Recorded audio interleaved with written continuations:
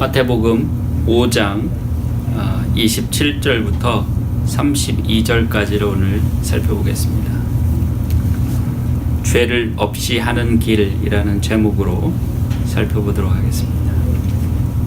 5장 26절 지난번 마지막 그 구절에서 어떤 표현이 나오냐면 네가 한 푼이라도 남김없이 다 갚기 전에는 결코 거기서 나오지 못하리라. 여기서 그 빚이라고 하는 것은 그 죄값을 상징하고 다 갚는다 하는 것은 그 죄의 문제를 해결하는 것이라고 얘기를 했었습니다. 그러면 자연스럽게 드는 의문이 뭐냐면 그럼 어떻게 죄의 문제를 해결할 것인가 하는 의문이 생기는 거죠. 그러니까 어떻게 갚을 것이냐.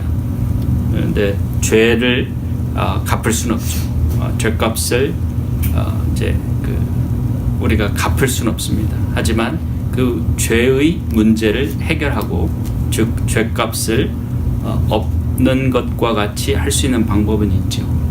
그래서 그것이 무엇이냐 하는 것에 대한 의문이 자연스럽게 생깁니다. 그런데 여기서 얘기했듯이 단 한 푼이라도 남김없이 다 갚아야 된다. 이렇게 얘기를 하고 있습니다. 그래서 적당히 갚아서도 아니고 갚는 신용만 해서도 안 되고 정말 한 푼도 남김없이 다 갚지 않고서는 그 죄의 문제가 온전히 해결되지 않는다는 것을 암시하고 있습니다. 그래서 27절부터는 바로 죄의 문제를 해결하는 길입니다. 다시 말하면 죄를 없게 하는 길, 죄가 없었던 것과 같이 만드는 길을 지금 예수님께서 말씀하시고자 하시는 것입니다. 27절을 보면 또 간음하지 말라 하였다는 것을 너희가 들었으나 28절에 나는 너희에게 이르노니 음욕을 품고 여자를 보는 자마다 마음에 이미 간음하였느니라. 제가 어떤 분에게 회개하고 세례를 받으시고 죄사함을 받으십시오. 성경에 나온 대로 말씀을 드린 적이 있었습니다. 물론 여러분들은 여러 사람들에게 그런 말씀을 드렸었지만 그 중에 어떤 분이 이런 반응을 하더라고요. 그분은 어려서부터 캐톨릭 교회를 이제 다니셨다고 그래요. 근데 자기는 죄가 없는데 무슨 죄를 회개하라는 거냐 이렇게 얘기하는 거예요. 아니 지금 나한테 죄인이라고 말하는 거냐? 나는 죄가 없는데 무슨 죄를 회개하라는 거냐? 그렇게 얘기하는 걸 듣고 상당히 놀란 적이 있었습니다. 그럼 죄가 무엇인지를 생각을 해볼 필요가 있죠. 마침 그날 그 사람하고 저하고 그 골프를 치러 갔다 오면서 이제 그런 얘기를 했었는데 그 골프장에 갔을 때 그 사람은 그 어떤 할인 카드를 제출해서 25% 할인을 받았어요. 근데 나중에 얘기를 하는데 그 할인 카드가 이미 익스파이어가 된 거예요. 그러니까 다시 말하면 유효 기간이 끝난 거예요. 그 유효기간이 끝난 것을 알고도 그냥 미국 사람들이 그냥 일일이 다 체크하지 않고 그냥 이렇게 보여주기만 하면 할인을 해준다는 그거를 이용해서 25% 할인을 받았어요. 그렇게 비싼 그 골프장도 아니었는데 또 할인을 받기 위해서 그렇게 그런 행위를 했음에도 불구하고 제가 나중에 돌아오는 길에 그런 그 회개하고 죄사함을 위해서 세례를 받는 게 어떠냐라고 했을 때 그 사람은 내가 무슨 죄가 있다 그러냐, 난 죄가 없는데 무슨 회개를 하고 죄사함을 받으라는 거냐라는 식으로 마치 적반하장하는 것처럼 저에게 화를 냈던 기억이 납니다. 그 사람이 생각하는 죄는 뭐 살인하는 죄나 도둑질하는 죄나 아니면 무슨 간음하는 죄나 그런 죄였는지 모르겠어요. 그러나 성경이 말하는 죄는 그런 게 아닙니다. 그날 그 사람이 거기 골프장 직원을 속이고 또는 그 골프장 직원은 알고도 그렇게 해줬다 하더라도 그 자신이 스스로를 속인 것 자체가 벌써 죄입니다. 여기 한번 보십시오.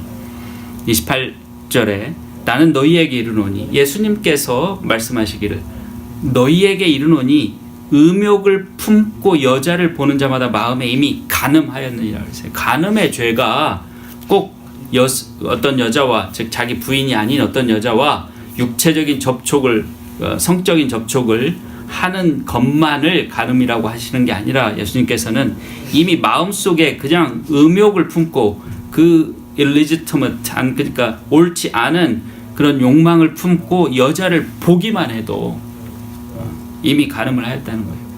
이미 죄라는 겁니다. 간음을 한 것과 다름없으니까 간음의 죄를 범했다는 거죠. 근데 이미 이것은 이전부터 예수님께서 말씀하신 거죠.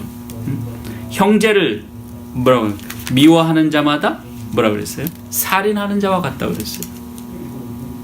여자를 음욕을 품고 보는 것은 형제를 미워하는 것에 보면 훨씬 더 어떻게 보면은 노골적이고 추악한 거죠. 간음하는 죄. 근데 형제를 형제를 향해서 노하고 형제에게 라가라고 말하는, 또 미련한 놈이라고 말하는 것 자체가 살인하는 것과 같은 죄라 이 말이에요. 그러면 이렇게 여자를 음욕을 품고 보는 것도 당연히 죄죠. 이미 익스파이어가 된 것을 유효기간이 끝난 그 할인 카드를 이렇게 싹 보여주고 할인을 받으려고 하는 그 마음, 이미 탐욕의 죄지요. 다른 사람을 속여서 다른 사람의 재물을 25%에 그 해당하는 돈 얼마 되지 않지만 그것을 훔치려고 하는 그 훔치는 죄지요. 그리고 또 전도를 하는 사람이 성경 말씀을 가지고 회개하고 죄사함을 받으라고 하는데 자기는 죄가 없다고 우겨대는 그것도 하나님을 향한 죄죠. 수많은 죄입니다. 그럼에도 불구하고 자기가 그러니까 갖고 있는 그 죄에 대한 개념, 생각이 잘못되었기 때문에 그 사람은 자신은 죄가 없다 이렇게 그냥 눈을 똑바로 뜨고 저한테 어떻게 나한테 이런 소리를 할 수가 있느냐, 그런 소리를 할 수가 있냐는 듯이 그렇게 얘기를 했다는 것입니다. 지금 이 당시 예수님께서 지금 이 설교를 하시던 이 당시에 바리새인들이 가졌던 태도와 아주 같은 거죠. 바리새인들, 서기관들은 율법을 어기지 않으면 그 율법의 행위를 어기지 아니하면 죄가 아니라고 생각을 했었죠. 그래서 죄라고 하는 것은 결국은 마음의 죄입니다. 마음의 문제입니다. 그걸 우리가 좀 더 이해하기 위해서 하나님께서 원하시는 백성이 누구일까를 한번 생각해 보면은 좀 더 깊이 이해가 될 거라고 생각합니다. 하나님께서 원하시는 백성이 과연 마음에는 없이 겉으로의 행위로만 하는 척하는 그런 사람들일까요? 정말 자기 남들이 알던 모르던 그 expired 된 그 런 카드를 가지고 그 폐병 그 폐렴 그 서포트 한다는 그 골프장 디스카운트 카드를 가지고 남을 속이려고 하는 마음을 가진 그런 사람이 살인하지 않고 도둑질하지 않고 실제로 자기 부인 이외에 다른 여자와 외도를 하지 않았다고 해서 하나님께서 그 사람을 기뻐하실까요? 물론 살인하지 않고 도둑질하지 않고 외도하지 않고 하는 것은 좋은 일이죠. 그런데 하나님께서는 거기서 만족하지 않으시죠. 그런 사람들은 수없이 많아요. 굳이 하나님의 계명을 들먹이지 않아도, 하나님의 계명대로 살지 않아도 그런 법을 지키면서 사는 사람들은 수없이 많습니다. 과연 하나님께서 원하는 사람, 인간형이, 인간상이 그런 정도인가? 그렇지 않다는 거죠. 예를 들면 어떤 사람이 강간을 하거나 간음을 할 사람이 흔하지 않죠. 그걸 할 거라고 생각되는 사람, 그럴 정도로 정말 악한 사람은 흔하지 않죠. 그럼에도 불구하고 우리 주변에는 음흉한 생각을 가지고 있는 사람이 많습니다. 음탕한 생각을 가지고 사는 사람이 많습니다. 남들이 보지 않는다면, 기회가 된다면, 또는 그 상대방이 허락한다면, 그 비밀로 할 수 있다면 그런 음탕한 또는 그 간음의 행위를 할 수도 있는 그런 사람들이 많이 있어요. 만약에 여러분들 친구 중에 남자인 어떤 그런 친구들 중에 그런 사람이 있는데 여러분들의 부인이나 여러분들의 딸을 어떤 밀폐된 공간에 그 친구하고 단둘이만 있게 하겠습니까? 어떤 일이 있어도 안 하죠. 왜냐하면 그 친구가 음흉한 생각과 음탕한 생각과 그런 비도덕적 그런 성 개념을 가지고 있다는 걸 알기 때문에 법이 무서워서 간음이나 강간을 하지 않을지 몰라도 기회만 된다면, 비밀만 지켜진다면 할 수 있는 사람이라는 걸 알기 때문에 안 하죠. 하나님도 마찬가지예요. 그런 사람을 기뻐하지 않습니다. 하나님도 실제로 간음하지 않는다, 도둑질하지 않는다, 살인하지 않는다 하더라도 그 사람이 정말 비밀만 지켜진다면, 하나님이 모를 수만 있다면 그걸 할 수 있는 사람이다, 하고도 남을 사람이다, 그러면 하나님께서 기뻐하실 리가 없죠. 다시 말하면 하나님께서 원하는 사람은 그러한 사람이 아니라 겉으로 어떤 행위로 법이 있기 때문에, 또는 무서운 벌이 있기 때문에 그것이 겁이 나서, 또는 남의 이목이 겁이 나서 안 하는, 마지못해서 그걸 피하는 그런 사람이 아니라 정말로 마음에서부터 변화가 되어서 그런 것들을 아예 생각조차 하지 않는 사람이죠. 그래서 죄라고 하는 것은 바로 하나님께서 원하는 사람이 가져야 될 그 마음이 아닌 마음을 가지는 게 죄예요. 어마어마하게 광범위한 거죠. 정말 아무리 작은 것도 죄가 될 수 있는 거예요. 내가 다른 사람을 조금만 싫어하고 미워해도 하나님에게는 그게 죄예요. 왜? 하나님은 어느 누구도 미워하거나 싫어하는 사람이 없어요. 하나님께서는 우리에게 그 예수님을 보내주셨는데, 그 예수님은 자신을 욕하고 침뱉고 모욕하고 채찍질하고 심지어 십자가에 못 박는 사람까지 용서하시는 그런 분이었어요. 그 예수님께서는 그냥 자신의 생각을 그대로 행한 것이 아니라 하나님께서 명령하신 그것을 행하신 거예요. 다시 말하면 하나님은 그런 분이에요. 그런데 누구를 미워하고, 누구를 조금이라도 싫어하고, 누구를 조금이라도 혐오하고, 누구를 조금이라도 배격하고 왕따시키고 하는 그런 걸 하나님께서 기뻐하시겠어요? 기뻐하시지 않죠. 그런 것도 죄입니다.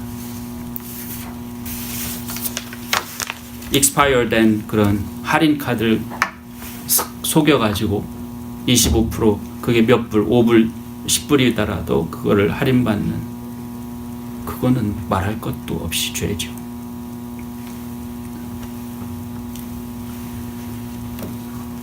그래서 결국 죄라고 하는 것은, 예수님께서 말씀하시는 죄라고 하는 것은 우리 마음의 문제입니다. 우리 마음이 하나님께서 원하시는 그런 마음인가, 하나님께서 우리가 그 마음으로 살기를 원하는 그런 마음인가, 그거에 따라서 죄냐 아니냐가 달라지는 거죠.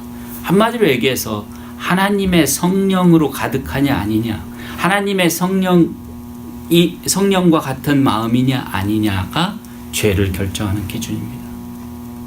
엄청나게 높은 기준이죠. 그래서 결국 이런 죄로부터 자유로울 사람은 단 한 명도 없다는 겁니다.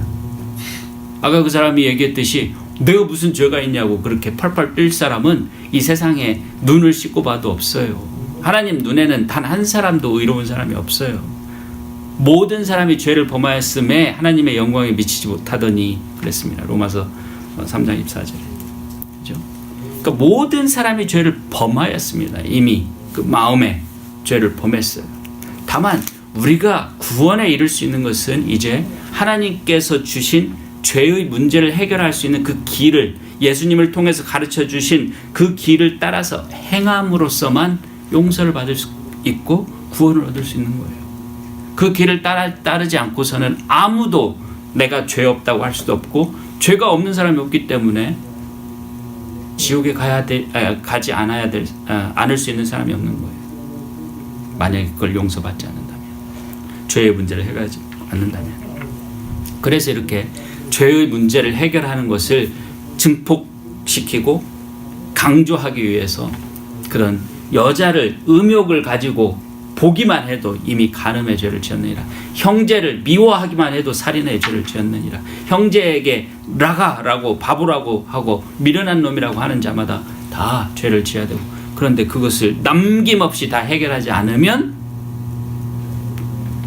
재판관에게 넘겨져서 영원한 지옥 형벌을 받게 된다. 그래서 그럼 그걸 어떻게 하면 해결할 수 있느냐? 이거를 당연히 가르쳐 주시겠죠. 어떻게 해야 그러면 해야 되겠습니까? 마치 그 페네코스트, the day of Pentecost, 그러니까 오순절 날 사도행전 2장에서 사도 베드로가 거기에 예루살렘에 모였던 그 유대인들에게 설교를 하죠. 당신들이 그렇게 죽인 그 사람이 바로 그 예수가 바로 하나님께서 보내신 메시아이시고 그리스도라고 얘기를 하니까, 오 형제요, 우리가 어떻게 하면 그 죄를 사함받을 수 있었고 어떻게 해야 하나이까 이렇게 물어보죠. 그러니까 사도행전 2장 38절에서 사도 베드로가 죄를 해결할 수 있는 방법을 얘기해 주죠. 너희는 각각 예수 그리스도의 이름으로 회개하여 죄 사함을 받으라. 회개하라. 사도 베드로가 그렇게 그날 그렇게 얘기를 했듯이 오늘 예수님께서 우리에게 더 근원적으로 어떻게 그러면 죄의 문제를 해결할 수 있는가를 가르쳐 주고 계십니다. 29절과 30절을 보겠습니다. 만일 네 오른눈이 너로 실족해 하거든 떼어내버리라. 네 백체 중 하나가 없어지고 온몸이 지옥에 던져지지 않는 것이 유익하며, 또한 만일 내 오른손이 너로 실족해 하거든 찍어내버리라. 네 백체 중 하나가 없어지고 온몸이 지옥에 던져지지 않는 것이 유익하니라. 여기에 근원적인 죄의 해결 방법이 있습니다. 여기서 손이 죄를 짓고 손이 죄를 짓게 하고 눈이 죄를 짓게 한다고 했는데, 눈과 손이 죄를 짓게 할 수 있어요? 손이 그 자체가 무슨 생각을 해서 스스로 움직여가지고 죄를 지을 수 있습니까? 아니죠. 우리 뇌, 우리 마음에 문제가 생겨서 우리 뇌가 그 마음을 따라서 명령을 함으로써 움직임으로써 손은 죄를 실행하는 거죠. 눈도 마찬가지입니다. 눈 자체가 죄를 지을 수 있어요? 없어요. 우리 마음에 문제가 생겨서 죄의 마음이 생겨서 그것이 뇌를 움직이고 뇌가 우리 눈을 명령해서 여성을 음탕한 눈으로 바라보고 그러는 것이죠. 따라서 손과 눈은 죄의 근원을 상징하는 겁니다. 그 자체가 근원이 아니라 죄의 근원을 상징하는 것들입니다. 그러면 죄의 근원이 무엇이냐? 우리는 야고보서 1장 15절을 통해서 알 수 있습니다.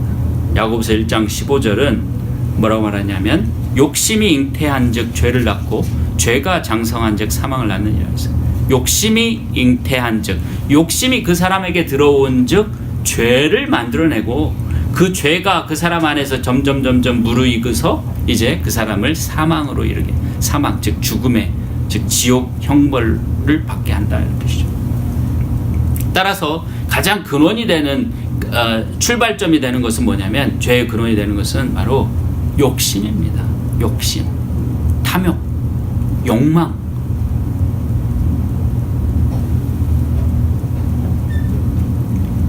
그래서 우리를 죄짓게 하는 게 뭐라고요? 손이나 눈이 아니라 우리 마음 속에 있는 욕망이다. 마음 속에 있는 욕망이 우리 죄의 원인이고 죄의 근원인 거죠. 손이나 눈은 죄를 짓게 하는 근원이 아니라 그 욕망을 상징하는 거예요. 죄를 짓게 하는 근원인 욕망을 상징하는 겁니다. 그래서 29절에 네 오른 눈이 너로 실족하게 하거든, 즉 죄를 짓게 하거든 떼어내버리라. 어떻게 하는 얘기예요? 빼어내버리라. 그 욕망이 너를, 어떤 욕망, 어떤 차를 갖고 싶은 욕망, 어떤 좋은 집을 갖고 싶은 욕망, 더 좋은 잡을 갖고 싶은 욕망, 더 부자가 되고 싶은 욕망, 더 예뻐지고 싶은 욕망, 더 사람들에게 인기가 좋아지고 싶은 그런 욕망, 어떤 욕망이든지 그 욕망 때문에 죄를 짓게 되거든. 그 욕망을 어떻게 하라는 거예요? 빼어내버리라. 눈을 빼어내버리듯이 가차없이 없애버리라는 거예요. 우리 몸에서 눈을 빼어내버리듯이 우리 마음에서 그 욕망을 없애버리라는 거예요. 그 욕망과 싸워서 그 욕망을 지워버리라는 겁니다.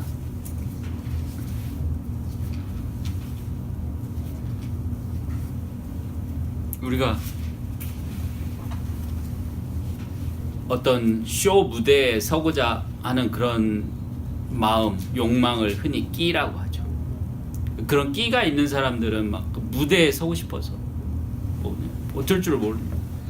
뭐 요즘에 그런 아이돌 스타들이 되고 싶어서 막 그 무대에서 그 현란한 조명을 받으면서 막 대중들의 환호와 대중들의 그 갈채 속에서 그런 것을 하기 위해서 수많은 젊은 사람들이 지금 연습생이라는 이름으로 또는 뭐 유튜브에 그런 그 자신의 그런 것들을 막 올려놓고 거기서 많은 사람들의 관심을 받기 위해서, 심지어 어떤 사람들은 유튜브에서 그 관심을 받기 위해서 어떤 신혼 부부인지 그냥 하여튼 얼마나 된 부부인지 모르겠는데 정말 위험한 그런 곳을 쫓아다니면서 그 셀카를 찍어서 유튜브에 올리는 거예요. 예를 들면 막 몇십 층짜리 꼭대기 옥상 그 첨탑 옆에 좁은 길에 둘이 서가지고 사진 찍어서 올리고, 유튜브 뷰스를 많이 늘리기 위해서. 그럼 유튜브를 사람들이 많이 보면 거기서 또 이렇게 뭡니까?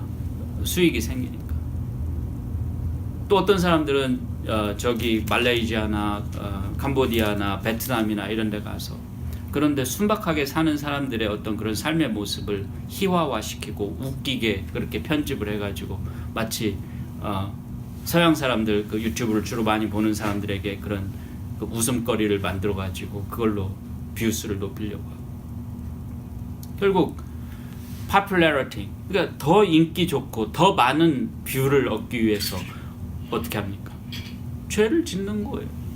그 욕망이 그 사람을 죄를 짓게 하는 거예요. 그 욕망이 심지어 그 신혼부부와 같이 그런 목숨이 왔다 갔다 할 정도로 그런 위험한 행동을 하게 하는 겁니까? 그 욕망이 얼마나 대단한 겁니까? 얼마나 무서운 거예요. 그런 욕망을 마음속에서 제거해 버리지 않는 한, 완전히 뿌리 뽑아 버리지 않는 한은 죄가 없어지지 않는 거예요. 우리 미국에서 사시는 분들은 대부분 그 야드가 있죠. 봄에 그 야드에 그런 위드들이 많이 올라옵니다. 우리가 미시시피 살 때 한 번은 꼭 우리 그 한국에서 말하는 질경이 같이 생긴 그 풀이 온 그 우리 앞마당을 그냥 거의 가득 채웠어요. 갑자기 그게 한 1, 2년 사이에 우리 새를 살았는데, 그때는 뭐 제가 학생이고 또 어차피 이렇게 설교 준비나 이런 걸 저는 이제 생각을 많이 하고 하니까 집사람하고 둘이 앉아가지고 그걸 뽑았습니다. 그거를 뿌리는 남겨놓고 위만 이렇게 칼로 그 나물 도려내듯이 도려내면 다음에 여지없이 또 생깁니다. 어떻게 해야 돼요? 그 뿌리를 뽑아내야 돼요. 그 뿌리를 뽑아내고 거기에 라운드업 같은 그 뿌리를 아예 죽이는 약을 뿌려야 됩니다. 그래야 없어져요. 즉 뿌리를 죽여야 그것이 다 없어지는 거예요. 그래서 마찬가지로 우리의 죄의 문제를 해결하려면 예수님께서 지금 우리에게 죄의 문제를 어떻게 근원적으로 해결할 것인가 그 방법을 가르쳐 주시는 건데, 뭐냐면 그 뿌리를 없애야 됩니다. 죄의 그 뿌리가 되는 욕망을 우리 마음속에서 그 우리 야드와 같은 우리 마음에서 뽑아내버려야 된다. 어느 정도로 뽑아내야 된다? 마치 내 눈이 그거라면 내 눈을 내 머리 얼굴 안에서 뽑아내버리듯이 그 정도의 각오로 그 정도의 의지를 가지고 뽑아내는 거예요.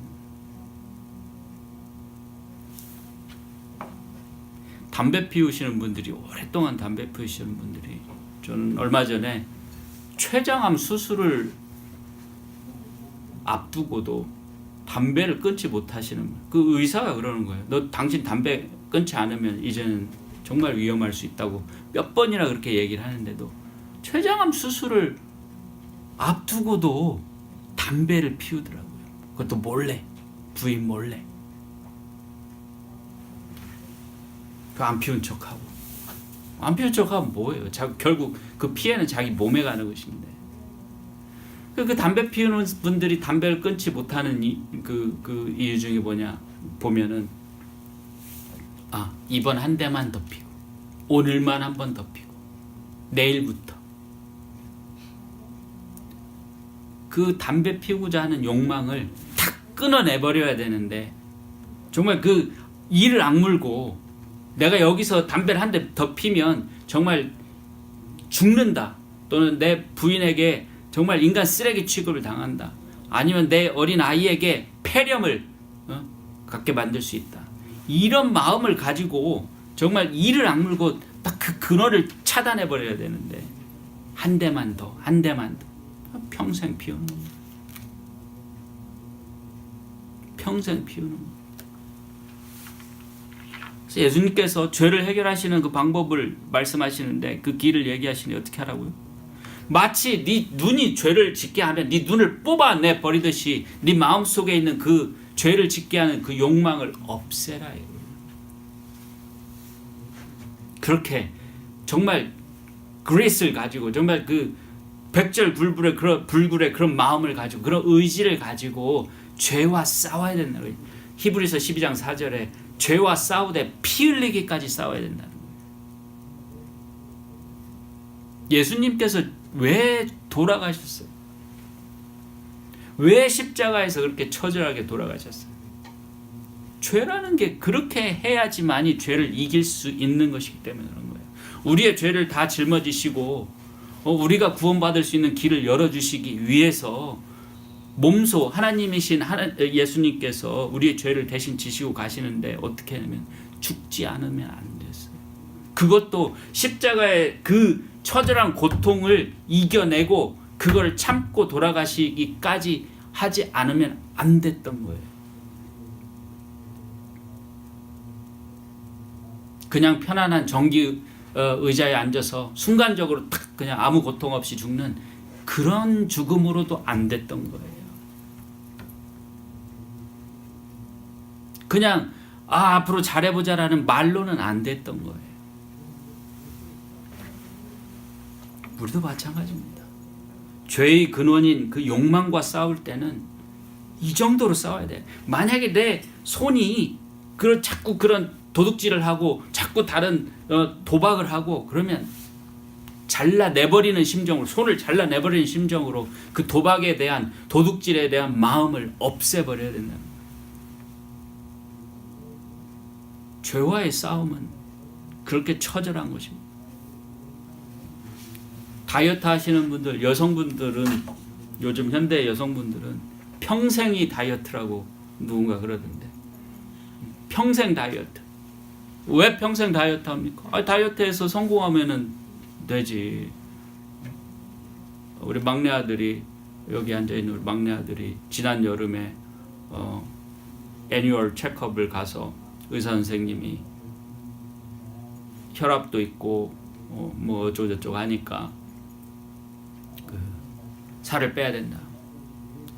그날부터 다이어트를 해가지고 70파운드를 뺐어요. 2달 만에 여름방학 동안에 230파운드에서 160파운드로 줄었어요. 무섭게 해야 됩니다. 다른 가족들은 옆에서 맛있는 거 먹죠. 먹던 대로 먹죠. 쌀도 먹고, 그러니까 쌀밥도 먹고, 뭐 김치찌개도 먹고, 뭐 고기도 먹고. 우리 애는 작은 애는 안 먹었어요.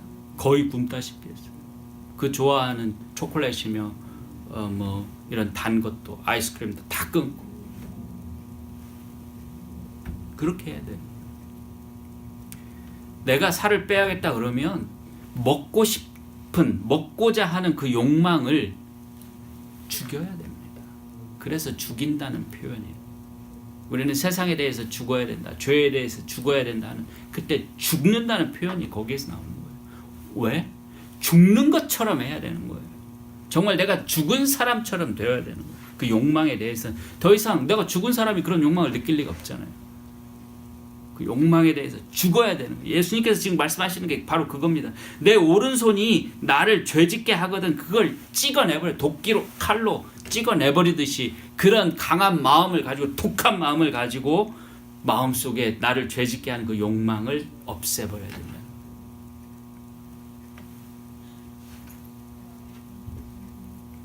어떻게 이렇게 할 수 있나? 어떻게 사람이 그렇게 독하게 할 수 있나? 우리 아들이 그렇게 다이어트를 할 수 있었던 이유가 뭐냐면 혈압이 높게 나왔어요. 그날 갔는데 혈압이 체크를 했는데 160 막 이렇게 나왔어요. 놀란 거예요. 사실은 그게 이제 우리 아이가 좀 센시티브 하다 보니까 조금 그런 병원의 그런 환경 이런 데서 이렇게 높게, 집에서는 그렇게 나오지 않는데 거기서 그렇게 나와요. 그 의사 선생님 말씀이 그 병원에 오면 그렇게 높게 나오는 사람들이 있답니다. 근데 그 아이는 이제 아직 그런 경험이 없고 하니까 또 놀랜다다가 또 의사 선생님이 살을 빼야 된다고 얘기를 하니까 의사 선생님이 감사하죠. 그래서 어떻게 하면 우리가 정말 죄와 싸우되 죄를 짓게 하는 그 욕망과 싸우되 그렇게까지 싸울 수 있느냐? 거기에 힌트가 있어요. 우리의 목표가 무엇이냐가 중요합니다. 내가 천국에 가야겠다. 나는 정말 죄의 문제를 해결하고 천국에 가야겠다. 그러면 죄와 싸우는 거예요. 내가 천국에 가는 것이 일생일대의 소원이다. 이 세상 그 어떤 것과도 바꿀 수 없는 내 소망이다. 그럼 죄와 싸우는 겁니다. 누가 나를 죄짓게 한다? 그 사람하고는 두 번 다시 보지도 않죠. 나를 죄로 끌고 간다? 그 사람하고 다시 만날 일도 없죠. 저도 그렇습니다. 저도 여기서 지금 어렵게 우리 개척 교회를 하고 있지만 교회 개척을 시작해서 하고 있지만 만약에 누가 나한테 그래 너한테 100명의 성도를 줄 테니까 나한테 절을 해라. 안 합니다. 너한테 무슨 1000명짜리 교회를 가서 일을 할 수 있도록 해줄 테니까 그 담임 목사를 하도록 해줄 테니까 내가 말하는 거를 가르쳐라. 성경이 아닌 내가 말하는 걸 가르쳐라. 안 합니다. 차라리 안 하고 말지. 내 목적은 200명짜리 1000명짜리 교회를 하는 게 목적이 아니라 천국에 가는 게 목적이에요. 200명짜리 교회, 1000명짜리 교회하고 천국하고는 비교할 수가 없습니다. 그걸 비교할 수 있다고 생각하는 것 자체가 그 사람은 이미 죄인이고 정말 구제불능한 그런 죄의 마음을 가지고 살고 있는 사람이에요. 마찬가지입니다. 한 명을 두고 하든 두 명을 두고 하든 세 명을 구원할 수 있든 네 명을 구원할 수 있든 설사 단 한 명도 아니고 나 자신, 나 혼자, 나 한 사람밖에 구원할 수 없다 하더라도 저는 그 천국에 가는 그 소망을 포기할 수 없어요. 마치 사도 바울이 자기가 스스로 고생해서 복음을 전하는 그 기쁨을 돈 몇 푼 후원받고 그런 것과 바꿀 수 없다고 얘기한 것과 똑같습니다. 마치 사도 바울이 이 세상에 자기가 가졌던 모든 것, 사도 바울은 검사였어요. 아주 잘 나가는 검사였어요. 가말리엘이라는 세계적인 석학 밑에서 수학을 하고 그 검사와 같은 사람이 됐어요. 그래서 다마섹으로 가서 다메섹에 있는 크리스찬들을 다 잡아가지고 감옥에 집어넣고 심지어 죽이기까지 하려고 그냥 기세가 등등해서 차러를 가지고 그 영장을 가지고 가던 중에 예수님을 만난 거예요.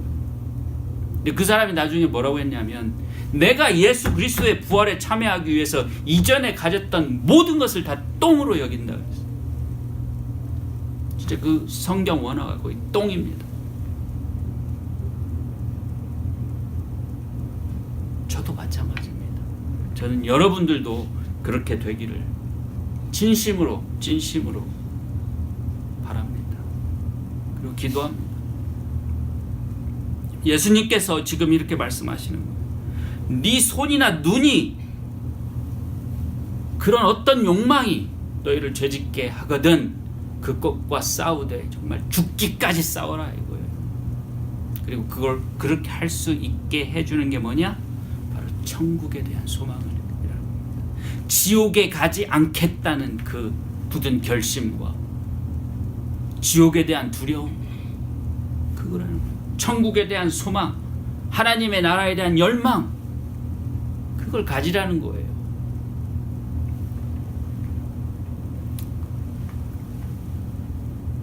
생각해 보세요. 어떤 학생이 있어요. 어떤 학생이 있는데 아빠가 공부를 열심히 하니까 마이마이를 사줬어요. 제가 고등학교 1학년 때 마이마이라고 하는 그 휴대용 카세트가 처음 났어요. 그 소니의 워크맨을 이렇게 이 뒤이어서 삼성 마이마이가 처음 났습니다. 그 당시에 그게 저한테 있던 게 8만 원 정도 됐었어요. 그 당시 쌀 한 가마니 값이 8만 원이었으니까 지금으로 치면은 한 25만 원, 30만 원 되는 그런 고가의 물건이었는데, 저는 그 영어 테이프를 듣기 위해서 들어야 돼서 아버지가, 우리 아버님이 정말 없는 살림에 그걸 마련해 주셨죠. 근데 저는 그 마이마이를 마르고 닳도록 썼습니다. 성문 종합영어 카세트 테이프 60개짜리를 사가지고 그걸 정말 그게 다 늘어질 때까지 들었어요. 그 마이마이. 그 마이마이에 주말에 한 번씩 그 팝송이나 이런 테이프 그 녹음해서 파는 그때는 음악사, 레코드사 같은 데서 그 여러 가지 그 당시에 유행하는 음악들을 이렇게 녹음해가지고 팔았는데, 그거 하나 사가지고 끼워서 그래도 주말에만 들었어요. 아버지한테 미안한 거예요. 아니, 공부하라고 그 없는 살림에 그걸 털어가지고 그걸 사줬는데 그걸 음악이나 듣고 다니고 얼마나 죄송해요. 엄마 아버지는 들에 나가서 그 힘들게 일하시는데 나는 그걸로 공부라도 열심히 해야 될 거 아니에요. 그래서 왜? 저는 공부가 정말 하고 싶어요. 그렇게 가난한 환경에서 벗어나기 위해서, 그 가난한 환경을 개선하기 위해서 저한테는 그 공부하는 게 그 길이었어요. 그래서 열심히 공부했습니다. 그러니까 마이마이도 옆에 있어도 그 음악을 듣는 게, 저도 음악을 너무너무 좋아하는 사람인데 지금도 우리 집에 굉장히 좋은 오디오를 이렇게 갖추고 그러고 사는데, 그게 있어도 그거 안 듣는 거예요. 왜? 공부를 해야 되니까. 그리고 또 그걸 사주신 엄마 아버지의 그 마음에 실망을 시켜드리고 싶지 않아서.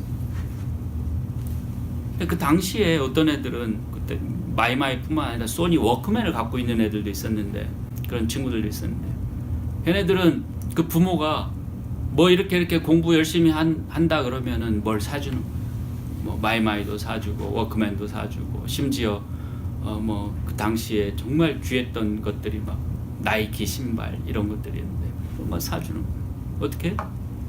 공부하는 척하면서 이걸 듣는 거예요. 계속 음악 듣고 팝송 듣고. 뭐해? 그 영어 테이프 듣고 있어. 뭐가 다른 거예요? 진짜 뭔가를 소망하는 사람은 거짓이 없어져요. 진짜 천국을 소망하는 사람은 자기 마음속까지 들여다보면서, 내가 내 이 마음을 가지고 천국에 갈 수 있을까? 내 마음속에 이런 게 있어서 천국에 갈 수 있을까? 내가 마음속에 이런 게 들어있는데 내가 천국에 갈 수 있을까? 이런 생각을 하는 거예요. 진짜 공부를 해서 진짜 엄마 아버지를 기쁘게 하고 싶어하는 아이들은 마이마이가 옆에 있어도 딴 데 안 써요. 핸드폰이 있어도 다른 거 유튜브 그런 거 재밌는 거 안 봐요.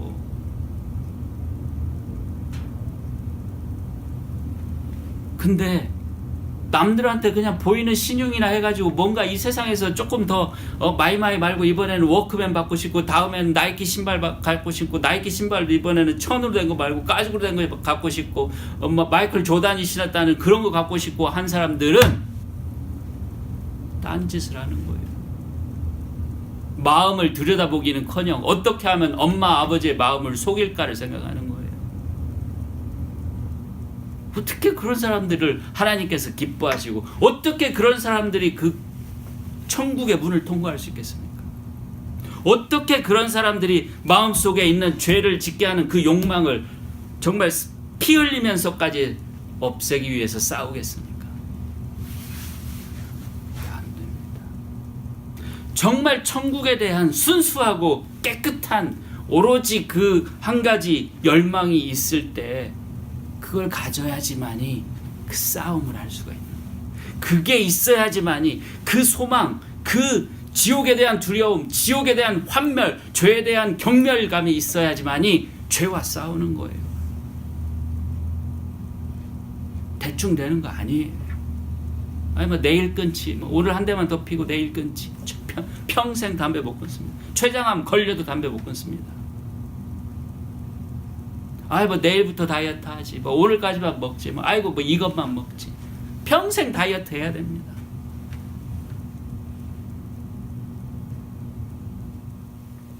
다이어트의 생활화 되는 거죠. 그런 마음으로 살면 죄가 생활화 되는 겁니다. 그런 마음으로 살면 욕망의 노예가 되는 겁니다. 그런 마음으로 사는 사람이 천국에 갈 수 없어요. 그런 마음으로 사는 사람들이 하나님을 기쁘시게 할 수 없어요. 그런 마음으로 사는 사람들이 성령으로 산다고 아무리 성령 입으로 노래를 불러도 성령으로 살 수 없어요. 아무리 그런 사람들이 기도를 한다고 해도 하나님께서 그 기도를 들어주시지 않습니다.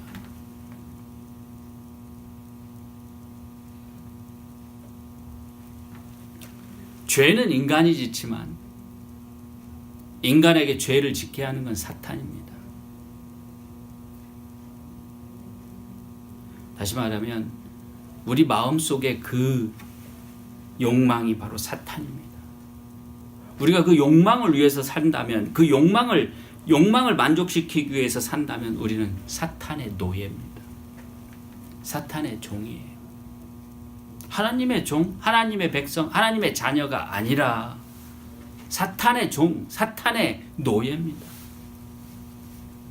그렇기 때문에 우리가 그 욕망을 빼어내버리고 찍어내버리기 위해서 정말 내 손을 잘라내고 내 눈을 빼내는 그런 고통을 참고 하듯이 그렇게 해야 하는 것입니다. 그러기 위해서는 정말 하나님께서 약속하신 그 약속, 하나님께서 예비해 주신 그 천국의 그 유업을 소망하고 그것만을 바라보고 그것만을 향해서 나가려고 하는 그런 마음을 가져야 됩니다. 그럴 때 우리가 사는 것입니다.